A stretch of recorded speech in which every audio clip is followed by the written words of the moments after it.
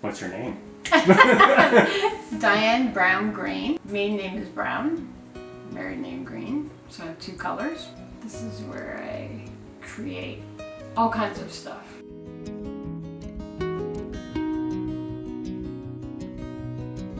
And I've been painting as long as I can remember. I switched to this style of painting just after my father's death in 1999. I lived in Stouffville. We've been here for 27 years. I have a hard time describing paintings because I want you to have your own perception. Go into the creation yourself and discover what's in there. It was actually based on Grandma Joseph that had walked all around the Great Lakes, and she would have an eagle staff carrier with her. She carried water from each lake and then weighed it to see how much toxins were in the water, to show some are heavier than others, because she was trying to spread the word about the importance of water and how some lakes are actually dying with pollution. The small copper bead, which is a bucket near the hair, is the copper pot, to represent the copper pot that she carried around. And for us, copper it's a purity, so you carry water in copper. She was trying to prove to everybody the importance of water. So she had passed away, and I wanted to create something in her memory, in her honor. And it's actually my outline. So if I stand like that, that's actually me. And it was a shadow. I was outside and I was going like this, and then the shadow came down on the ground, and I thought, there it is. Companion piece to this is givers of life, and it's also because women are the water carriers and the givers of life. That's why we're so important, because without us carrying water and carrying children, there would not be any future generations. Moonlight swim on Costello Lake. It represented when we were canoeing in Algonquin Park, and we had never seen this before. The reflection of the moon, the full moon, was on the lake, and there was actually a group of loons swimming in a circle, and it was as if they were around the moon. And it was just such a unique experience. We had never seen loons swimming in a circle like that before. And then you could slightly see fish underneath them, so I encapsulated the fish with them. It was a dance. They were doing a dance around the moon. It was so cool. And it was really, really hot and bright and sunny. And we had seen turtles, lots of snapping turtles on that particular lake. There is stories about a boy who swam with the loons. He had given his necklace to the loon, and that's how the loon has his stripes around his neck. You know, when you're up north, you hear them calling to each other. It's almost like they're calling family members to either come back to the group for the night, and then in the morning you hear them again, and it's almost like, okay, we're up, now we're going to do our own thing. They're almost like a resilient type creature because they can swim. And I imagine them almost like mermaids or mermen swimming underneath, the way they glide under the water. And then to come up and fly, to go from water to the sky, I think is such an incredible thing. That one is called Algonquin Spirit, and it took several years. And it has every creature we experienced over probably a 15-year period in that painting. So if you look, you will see animals within animals. We had a bear that we used to see every year, and we watched her with her cubs for a good 5 years. And we knew it was her because she'd been hit by a car, and she had a lame paw, so we knew exactly it was her, and she had a white marking on her chest. She would come and swim across the island. She swam beside James while he was out there in the canoe and kayak. Didn't bother anyone. She was there, we were there, and it was like we had this relationship. And so there's bears in there. There was a moose that had her den right near where we were camping. And we would go and quietly watch her with her young every morning. There's snakes in it. There are martens in it.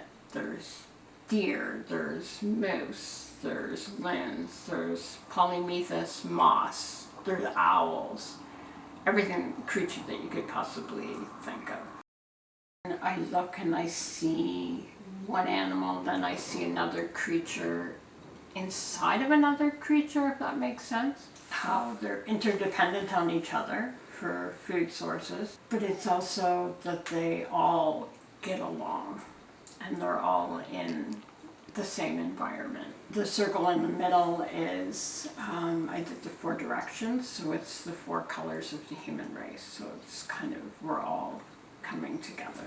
And if you look at the fox, there's a rabbit in the fox's head, and it's going the opposite way. It's like a photograph in my head, even colors, everything is completely finished in my head. It's right there. Then I have this impulse that I have to do it, and I have to get it on there, and I'll go for hours and hours, and don't ask me to make dinner.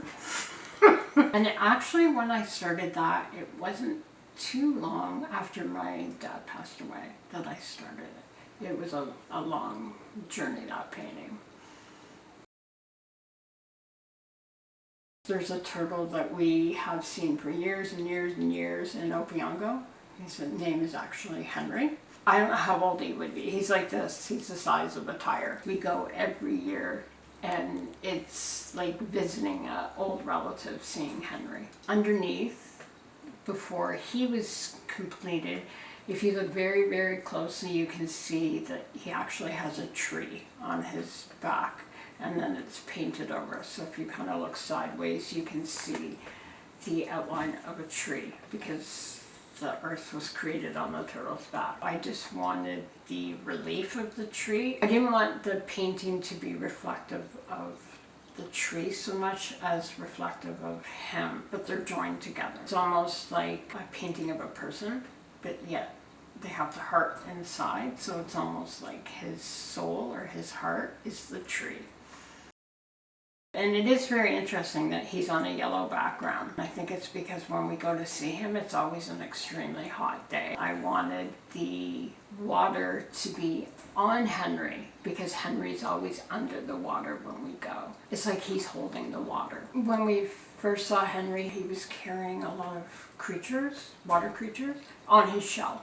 It made me think of that, and it also made me think of when we were there, our son was fishing off the end of the dock around Henry. I kind of thought about it as, my dad was an avid fisherman too, and my husband's father fished, and Will was fishing, and so it kind of all meshed together. Like Henry is this old one, and it's like he's Will's grandfather, and he's guiding him or watching him while he fishes. It was one of my very first paintings, and it was the idea of the turtle, the tree on the turtle. So I guess it's just a different version of Henry.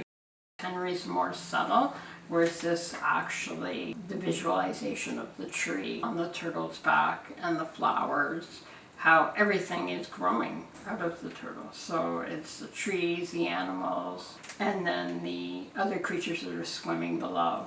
It was like the little muskrat that was actually the one who brought the dirt up and put on the turtle's back to create the earth, so that's why he's included in that. My husband and Will were going across the lake where we camped. This moose came out and looked at them and then walked away, and it had big antlers. And yeah, and it wasn't long after my dad had died. It's when we really started to immerse ourselves into camping, and we'd go the whole summer. We'd leave the day school ended to the day school started. My background was textiles, and I used to paint watercolors, very floral, completely different. And when my father passed away, it was like this spiritual connection, and I literally overnight started to paint with vibrant colors. It was like I had to capture his spirit into the colors, and I would see things in shapes and forms. It was like something clicked, and I suddenly see things very differently. And it could be because he was the one who always took us into the woods or down journeys. You know, we would go on drives and we weren't necessarily even going somewhere. It would just be, let's see where this road takes us. The joke was, don't follow him because he's always lost. And we would just go. And he was very, very in tune with nature. I remember one time a baby raccoon fell off the roof. And next thing I know, my dad's bringing it into my room to show me. And I think I was like 7 at the time. And it was this tiny raccoon. Yeah, he did not speak of his growing up when he was young. We would go to Manitoulin Island, and that's the one place where we would go into our culture and experience it. We have a really strong connection to water and fish. When I was young, we would go to Manitoulin Island and spend the summers there, and we would fish and swim. My family are avid swimmers, and having lifeguards in the family, like, we just seemed to have this connection to water. And I can remember as a child, when I was fishing with my dad, he would always gauge how good the fish was because he would hold it up beside me to see if it was the same height as me. I often think about what we would do if we didn't have water. So when I do anything containing the water, I try to do the animals really vibrant, represent healthy water. So my long fish painting, Nibby Life, that was for water, to show, to survive in the water. They need purity, non-pollution. It started with one, and then I wanted it to be like a stream, so I added more and more and more. I may even continue it even longer because I want the flow of the fish and the water. Even here, if you walk down to the creek and you look in the water, you can see, even though it's a runoff water, you can see the shimmering of colors on the rocks. And that's what I see in the fish. Water always flows from one place to another, so I didn't want a beginning and an end. I can continue on and on. Go around my whole house.